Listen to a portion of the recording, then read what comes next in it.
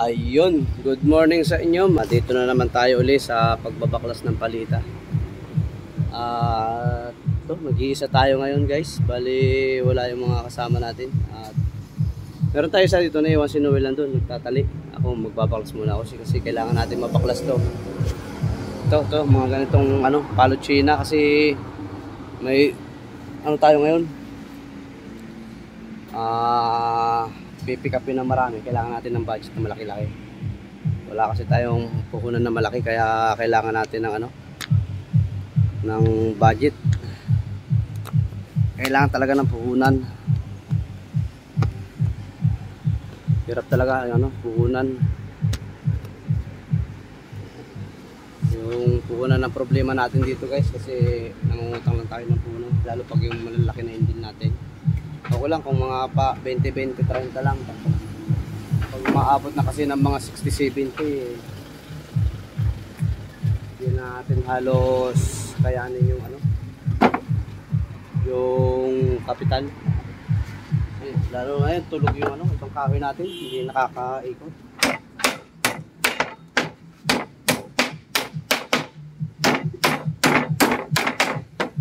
Hindi na makagalaw yung ibang kahoy natin kasi magpapasko ngayon.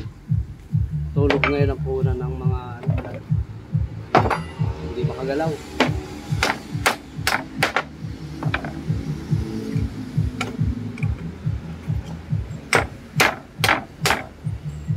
Yung mga sinusuplayan natin na mga kumpanyang malalaki.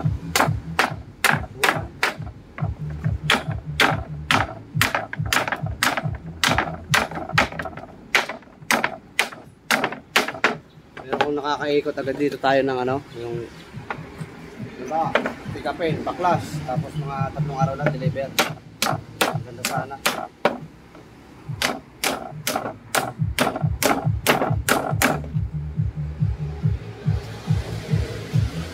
Pero pag ganitong mga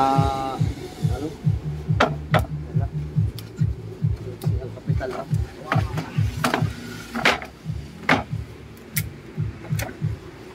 Sunod mag-ipon tayo ng malaki-laki kapital.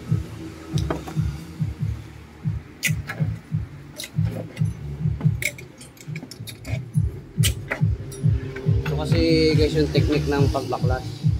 Kailangan nyo pa ako mahaba rito. Balik na rin natin. Punutin. Kasi yun ang nagbibigay ng pagkabasag. Tulad dito, basag.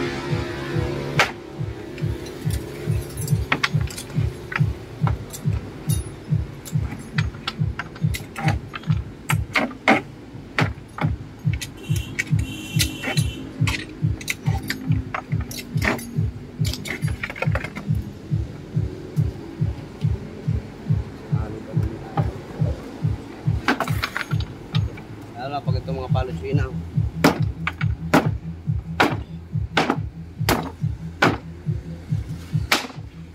ingatan mo ito kasi ang binayaran mo rito per tabla halos pumapatak 10 piso ang tabla nito. Kaya kailangan ito ingatan mo yung pagbaklas para hindi mabasag kasi ilan lang yung tabla nya 2, 4, 6, 7, 10 bali 16 yung lalim. Pasagan ka lang ng 5 dito, wala na. Talo ka na.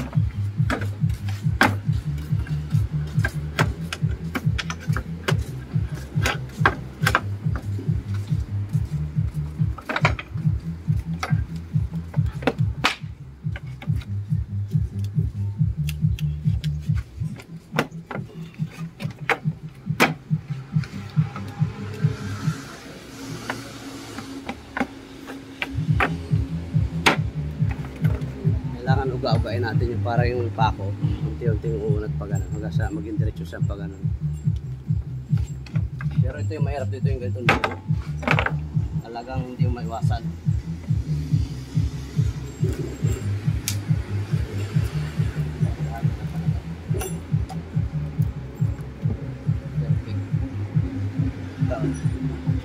buo natin. Laga na ito, 20 na. Pintahan ko isa. Minsan tatawaran pa to, kaya ginagawa ko nito 25.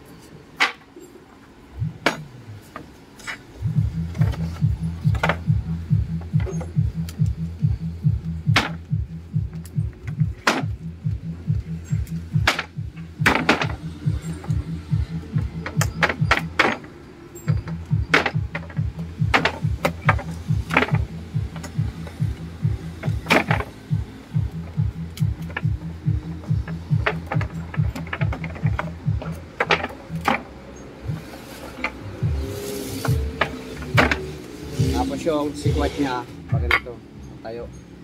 Ito. Hindi lang itong ididiin mo, pati ito pangalso.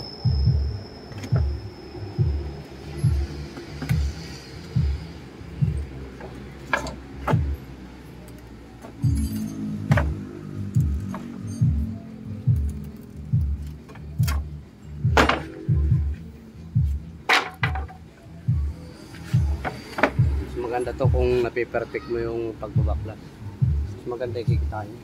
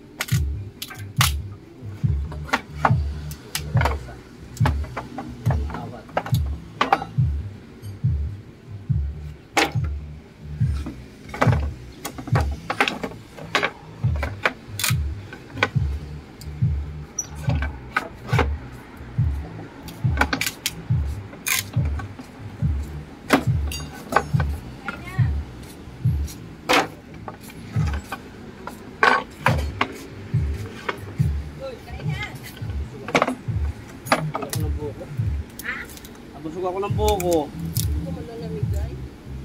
Wala pa kasi mga baka.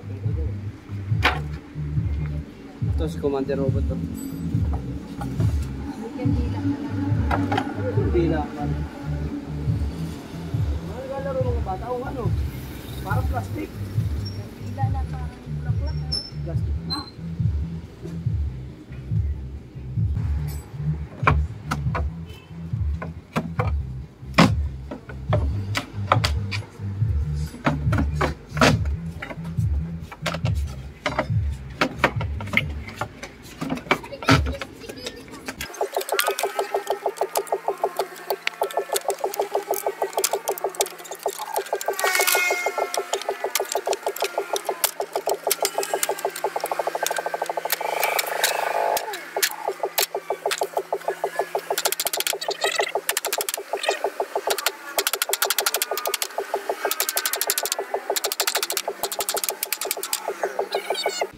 Palutsina dyan. Gusto nyo magtayo ng magtinda ng mga palutsinahan, may furniture kayo, magsusupabit kayo, dito kayo sa akin. Makakamura kayo guys. Marami rin tayong customer nito, mga nagasupabit.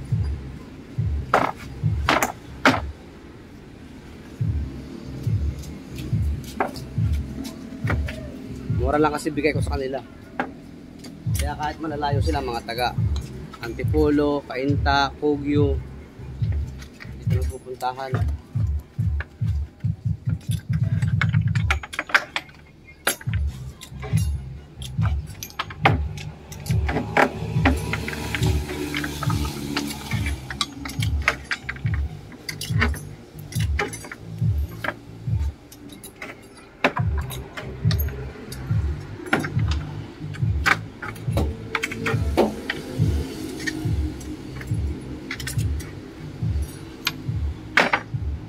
Punta na kayo. Bale, tawagan muna natin yung isang buyer natin.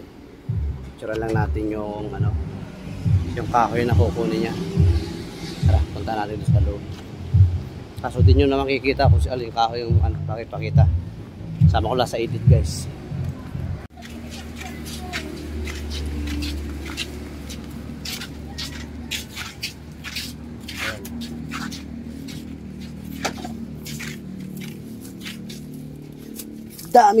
Dami ng iyong pawis. Pawis na pawis kasi Noel. Ayan. Kung gustong bumili, PM nyo lang si Logi. O, bigay ko sa'yo 150 dyan per bundle. Ayan. Tapos dito yung plywood natin 120. Ayan, puro media lang siya. Maninipis lang ang makakapal natin. Nasaan ang makakapal? Wala na? Ubus na? Makakapal? Wala na, boss. Ito na lang, maliliit ang makakapal natin. Bigyan natin 100 to. Yan na lang. Medyo, 3 foot. Wala na, yan na lang. Tapos na. Yun,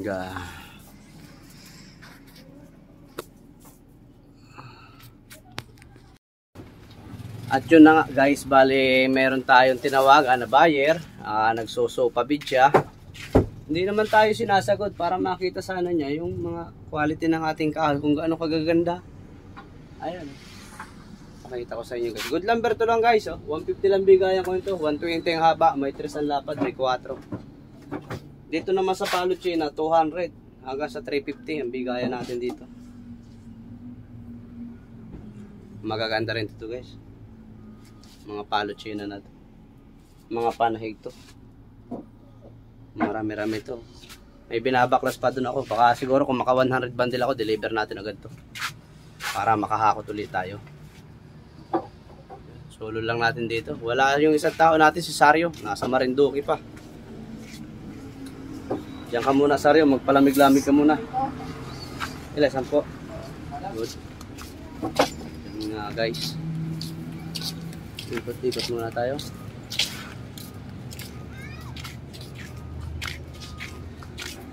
Dito pala si Kimi Tabingi. Naggagawa ng kanyang sounds. Hello 6, my take 6. Hello, my chicks. Ah, 50. ang laki oh. Pakita natin sa inyo. Crown Jackhammer 700. Bagay ito doon sa aking amplifier ah. DKNC, eksakto ano? Pabayuhin natin sa ano yan. Jackhammer ko yan, doon sa ano. Patungan ko muna nito. Bibilog akong pandikinsi. Papatong ko dyan. Ganda ng bayo niyan doon. Para di magdikit sa plywood yung cone. Nadikit eh. Nadikit. Tabasan mo. Hindi, panidus. Ay hindi, ilagay mo na lang ng isang patungan siya. Ito nga. Gano'ng kataas oh. Ito. Hindi nasasahid yung pag ganyan. Hindi sasaya dito. Kung midya lang, Ang laki. hindi naaabot yung midya. Shout out na lang dyan kay Kimi Tabingi. Wala nang ginawa yan, kundi ganyan, magawala ng speaker. Manipis yan. Midya? Sakto lang yan. Anong media? Doble yan eh. Ha? Doble yan. Hindi, midya lang yan. Ito. Walang media yan. Ito lang. Kaya nga, walang media yan. Hindi, wala. Basta yan lang ilalagay. Hindi naaabot yan. Bahala ka sa buhay mo. Dito na tayo guys, magbaklas na tayo. Para makarami tayo, makadeliver tayo ulit bukas. O sa isang araw, para may pang pick up ulit tayo. Guys, bali, yung buyer natin isa, wait lang daw. Titingnan daw yung budget niya. Kasi more than 10,000 ang kailangan niya na plywood, kahoy. Kailangan niya. Hintayin na lang natin yung tawag niya. Baklas muna tayo habang nag-iintay tayo ng kanyang mensahe. Sa Tagalog, mensahe.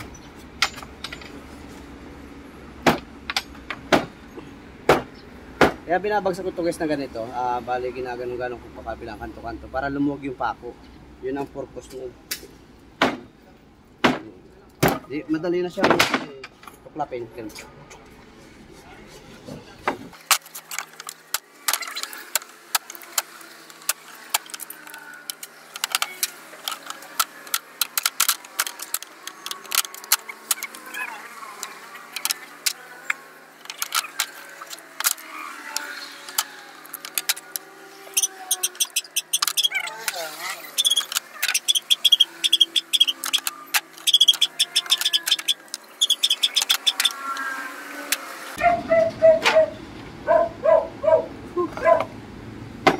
At yung guys, hanggang dito na lang ating video at maraming salamat sa inyong lahat at sumusuporta sa ating video.